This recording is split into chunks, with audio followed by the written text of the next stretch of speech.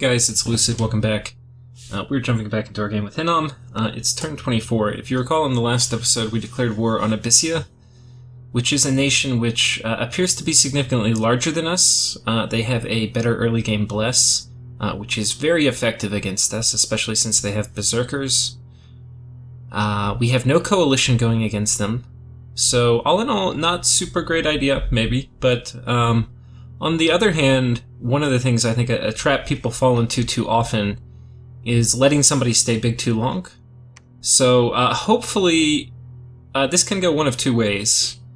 Either I attract an ally into the war against Abysia, and then it becomes good for me, or it goes poorly. And if it goes poorly, what that will probably mean is that Abysia is going to eat me or kill all my armies, and then I'm going to look weak, and then one of my neighbors will attack me. So that's probably how it will go.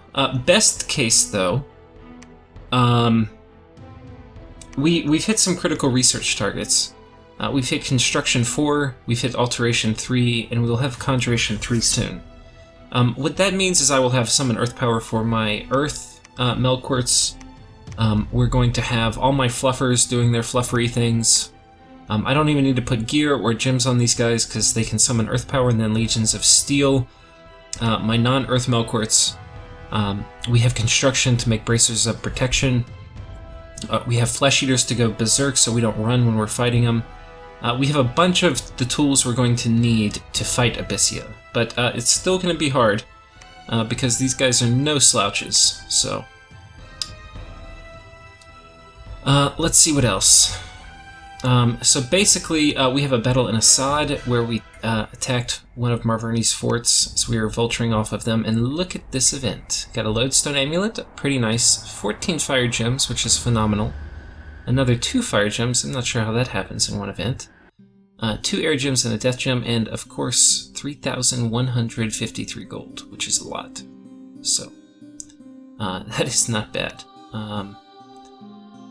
Even more importantly, we've befriended a stray dog, so we now have a size 1 companion. Which is too bad, they're undisciplined. You would think a dog, you could have them guard commander, but no. So our mission here is to siege this down really fast. If possible, if Abysia doesn't siege this down, and we can potentially attack him before...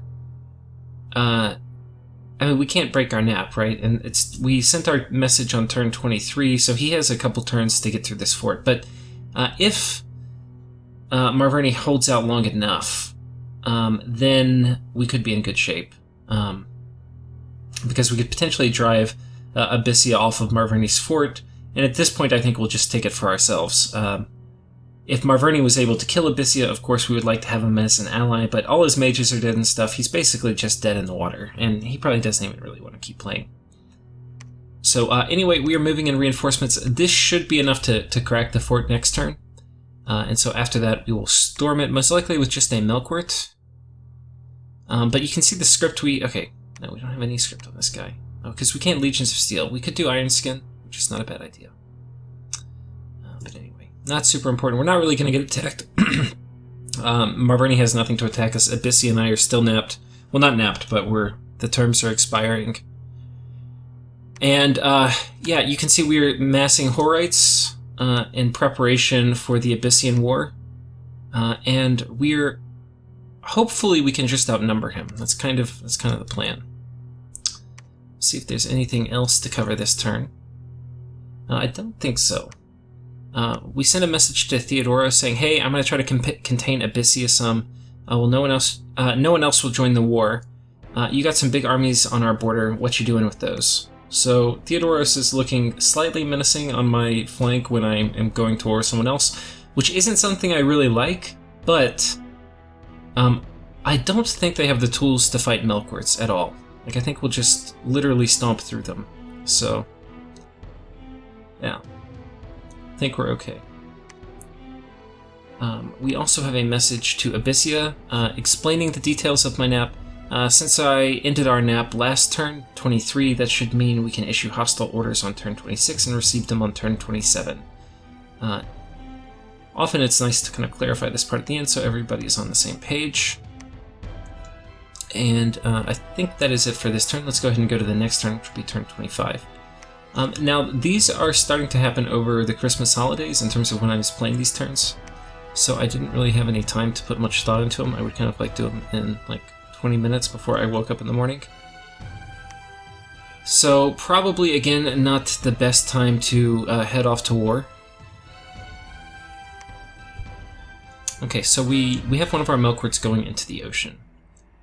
And I believe this is the guy that has the Champion's Gladius, and he should also have a Ring of Regeneration. And yeah, he's going to be pretty hard to kill. If we look at his stats, they're so high. 21 attack, 24 defense. And after we kill a guy, then we get Blood Surge, and we're up to... Okay, we've gotten Harassed down, but 24 and 13.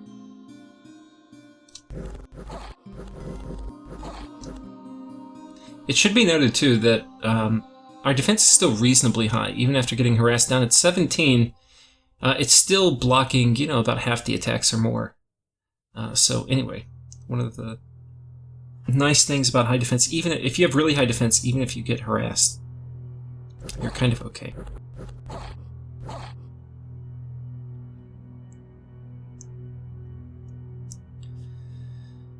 Okay, so that was our battle. Here we see Saramadia attacking Ulm with a pretty hefty looking force. I don't think we've seen their Bless yet, so let's take a look. We don't really care about Ulm's Bless because he's in the process of dying. So a snake and a horse tattoo, invulnerability and speed, and then magic resistance. Kind of cool. I kind of want to play with these guys. They're pretty cool now that they have the tattoos. I don't think they're awake. Oh, they are casting Awaken Tattoo a little bit. Now, here's some problems in the scripting. You know, versus Blessed troops, they're going to be on hold and attack, and Ulm's troops are running forward, so they're going to get surrounded here. So his troops should have been on a hold and attack. There's a few things that make it seem like Ulm hasn't really played this nation very much before. But, I mean, this is a hard army he's fighting, but he didn't really script it right. You know, he could have actually done pretty well. Like, if he did hold an attack, and then he formed, like, a little archway here, and his mages were maybe on advance and cast spells, like maybe they did... see, they have really high protection. They wouldn't have to worry about archer fire. Ideally, they would just earth meld everybody in here while his troops pounded away at him. And that would actually be a pretty reasonable... Like, he potentially could have even won the fight. But as you can see, Saramadia took no losses. And that's just the big difference that scripting can make. Honestly, I think this is a fight Ulm could have won. I mean, we'll go back and look at it again. Let's see how scary these... We didn't really look at Bless, actually. Okay. So... High defense, which would be completely negated by Earth Meld. Magic weapon, shock resistance. None of this stuff is really that good. Strength is okay. Like, this is not... these aren't really that scary. I think Ulm should have won this, actually. Earth Meld was really all he needed. If he had... I don't know if he... Did he have Summon Earth Power? Yeah, he did. Summon Earth Power and then Earth Meld spam, they totally would have won. Chopped up these little guys while there were archers shooting them from the top. I think that would have... I think that should have been a win. Now, the only reason maybe not is there's a pretty big Saramadian archer contingent here. Like, quite large. And they are pretty good against Ulm. Ulm does have some basic... Like, they have hats and stuff, which is good. But... I don't know. I think there was a reasonable chance Ulm could have won this.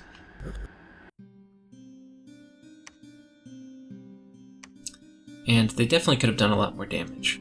Do we have any events? No, not really.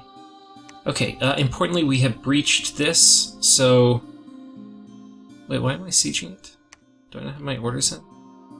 It looks like I haven't loaded up my orders for this turn. Let me quit and come back. Okay, sorry, back. Alright, so here we go. We are storming the fort just with this, this one guy. And, yeah, basically we're just going to do summon Earth Power, Blessing, Earth Might. We probably should... I don't know why we didn't. I probably should have done Iron Skin here. I can't think of a good reason not to, but I apparently decided not to. Yeah, I definitely would have benefited. Well, not really. Okay, I know why I decided not to. My current natural protection is 18. And that is because... How is my current natural protection 18? Oh, armor value.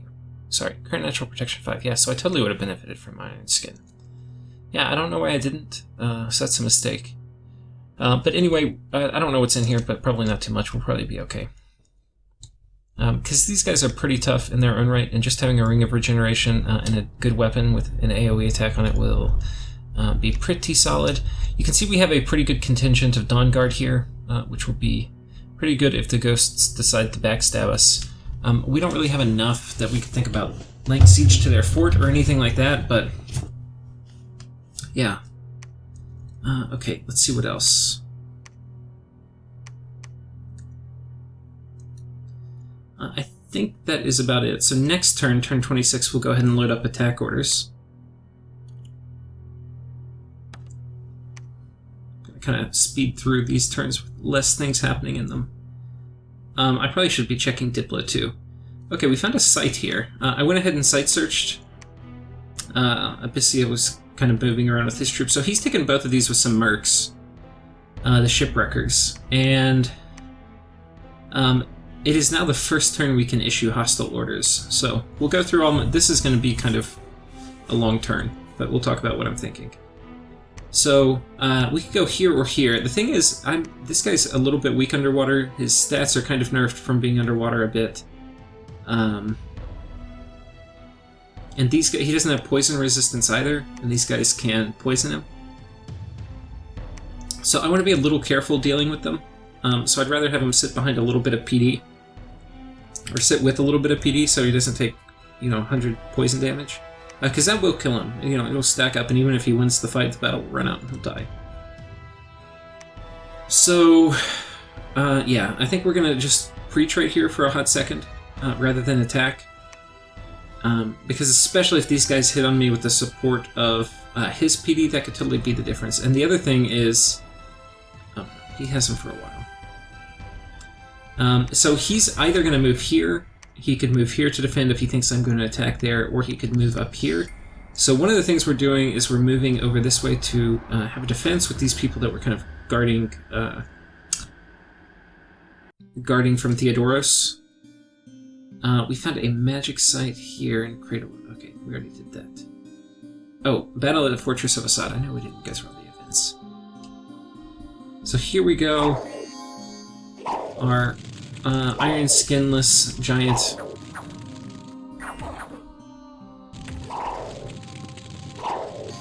Yeah, I think little things like that, if I weren't on holiday, I would have totally remembered to iron skin.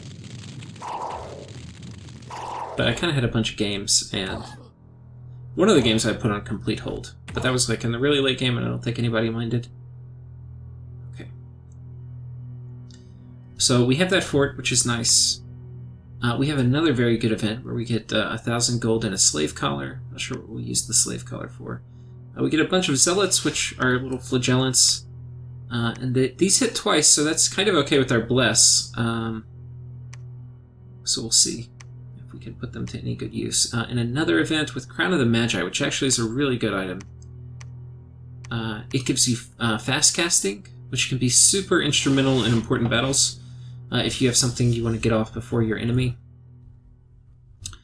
We're probably not going to use it for a while, but when we do need to use it, it will be very nice to have in hand. It's pretty expensive as well. So Marverni has been defeated. We have a new famous hero, who's this Earth guy, and he got Soul Butcher. Shit, I know Damn it. I don't even think I noticed this before. This is one of the best... This is probably the best heroic trait, I think. You get increased fear, and then you also, each kill gives you a death gem, which is huge. So shit. Okay, so we're going to be doing a few things. We're going to do a kind of big alpha strike primarily with our Melkorts. He doesn't appear to have very huge mage-supported armies. So here's basically the plan. We're going to have a bunch of guys on... Now, there's some problems I can already tell with this scripting, and this is because I was lazy over the holidays. There should have been 2 holds here, so he stays with this army, because he's going to run out in front. But what I wanted to have happen was for this guy to do Earth Power and then Legions of Steel and hit these guys. And then for this guy to sit behind him and to do Enlarge on as many of them as he can hit. And then hopefully they'll run in and kill everything. And then here, we are going to attack. I don't think I have it. Do I have any major... Yeah, and this is like other things I should have done. Like, all my Melkorts need to be supported, so like this guy should have been doing Enlarge on him, which would have been very helpful. Like that. That would make a big deal, and then he could retreat. But we at least have kind of basic scripts fixed for this guy. So he has Summon Earth Power, Iron Skin, Legions of Steel, Blessing, Attack Closest. This should get his... unfortunately, it's not going to make him fatigue neutral, I don't think. He's going to be at... I probably should have given him another item too. Because having the shield actually is somewhat of a liability versus those Morning Stars.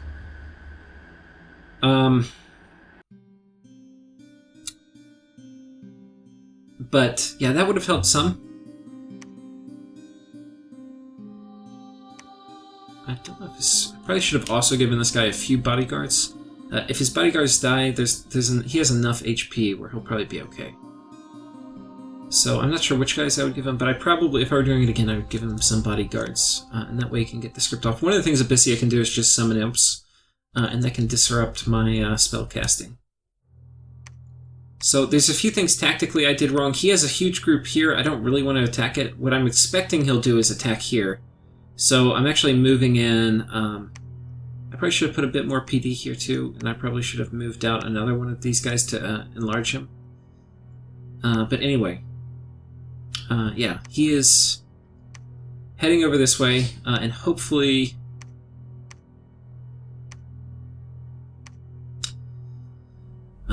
hopefully they attack, but not with so much, and then we can... I think this guy could probably kill 20 burning ones, which is kind of a lot, but I think he can. We'll find out. So that's basically the idea, is I'm basically relying on my Melkorts to break through his PD and his armies, and then I'm going to, next turn, move my armies in for the most part, except right here, where I don't think there's enough guys that I need to do that, and I'm going to go ahead and move in my whole army. Now, I don't have full vision, but I know he can't have he's a low map move nation. He doesn't have a ton of mobility. He's got a ton of guys over here, so he's been channeling everybody over here that he can get. So I think it's very unlikely that he's going to have a lot of guys here. So anyway, this should be pretty safe. And then, I don't think I noticed this too, but anyway, it's very likely these burning ones are going to move patrol here, or they could also attack here, but if they do that, then that's fine, I'll lose this province.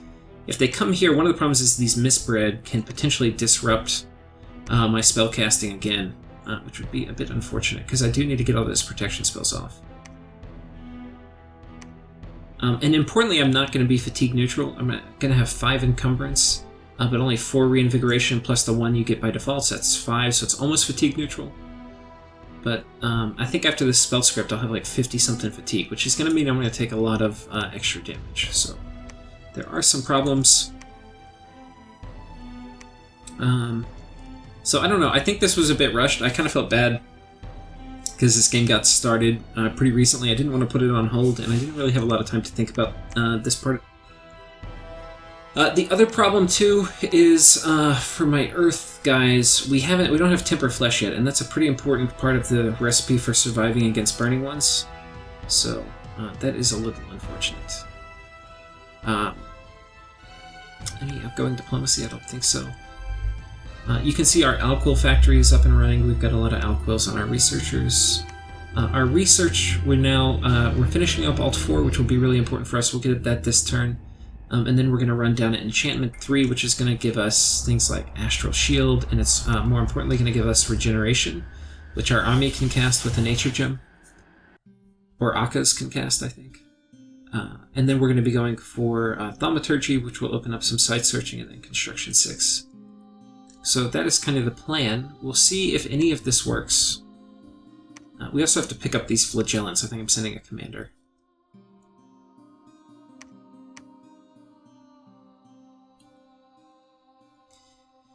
And I think we're not really patrolling with much.